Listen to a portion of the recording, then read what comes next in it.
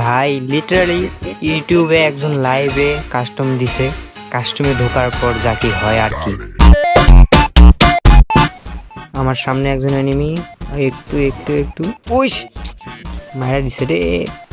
কোনো সমস্যা নেই, কোনো সমস্যা নেই ভাই, এবার তো যাইবো ভাই, কোনো ডাউট নেই। শালার গেল কই?